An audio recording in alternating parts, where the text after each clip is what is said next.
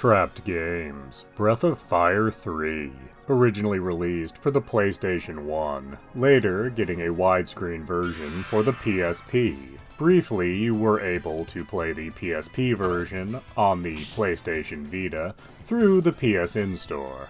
However, at the current moment, there is no legitimate way to play Breath of Fire 3. Breath of Fire is an RPG series made by Capcom. They concern the struggles of the Dragon Clan against a being claiming to be a god. Breath of Fire 3 starts out in a mine, where after doing a little dynamiting, they find a young dragon, apparently alive and preserved in the mine. The little dragon doesn't really know what's going on and is simply acting on instinct. While there are some casualties, the miners do manage to subdue the dragon and are going to ship it off to be studied. But our little dragon shakes his way loose, and that's where the game really starts. Now in human form, our little dragon is found by a catman and his associate, who make out a meager living stealing from the local populace.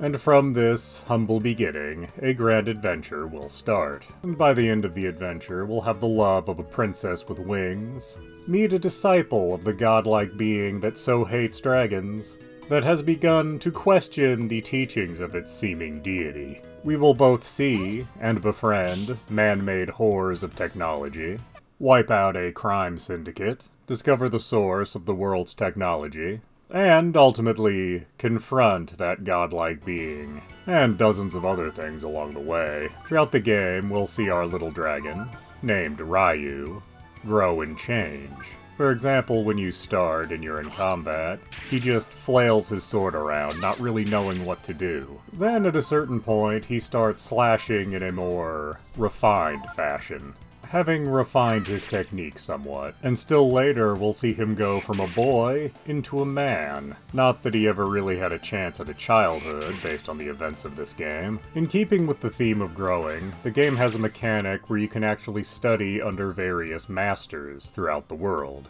You first need to find them, and in some cases do something to allow you to learn under them. But once you're learning under them, all you need to do is go and gain a few levels. Learning under any master will affect your stat growth in some way, and after a set number of levels, you can return to your master to then learn a new ability. Because of how stats are affected, not every character is necessarily suited to every master, though there are ways to transfer abilities after they've been learned. So you can take a low-level character and quickly gain abilities from certain masters, and then transfer them onto characters you're actually using. I think this is the reason the character Pico starts at level 1. Throughout the game, you'll have to do various mini-games at least once, like chopping wood, making sushi, training a man for a fight, pulling salvage. And that's in addition to very important mini-games that have real rewards, such as fishing or managing the fairy village. Fishing will allow you to exchange specific fish for rare items, and the fairy village allows you to build a little town that you can access from almost anywhere. Well, anywhere with a ring of flowers. And the fairy village can get you a lot of items early, almost as soon as it's unlocked, because time passes in the fairy village based on the number of combat encounters you have, not based on actual time. So every 20 combat encounters or so, you can return and see how things have changed, and before too long, you can get some very powerful weapons and armor for your whole party. And it doesn't matter what the combat encounter's with if you're worried about grinding too much. So just go back to an early area and fight Igus. As with every Breath of Fire game, they changed up how becoming a dragon works exactly. This time around, you find dragon genes that are preserved in crystals. And in combat, you select which genes you're going to use to make your dragon.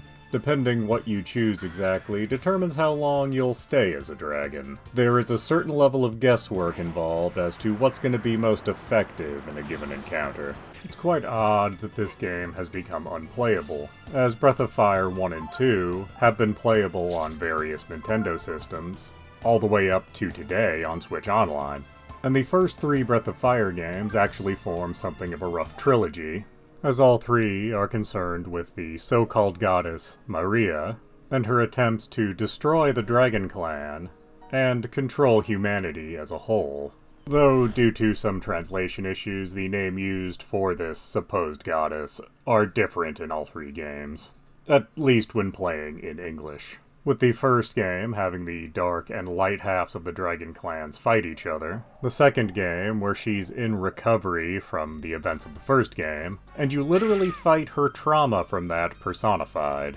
And this third game where we finally see an end to her story, in one way or another, depending on what actions you take right at the end of the game. And its current unplayability is a very odd phenomenon, as clearly Capcom at one point had interest in this being available to complete the trilogy, as there was a PSP release, which was later made available digitally for the PlayStation Vita. This story gets even stranger, as recently, Breath of Fire 4 became available on GOG, and that seems very strange, as that game did not have a PSP release or any kind of digital release until just suddenly now.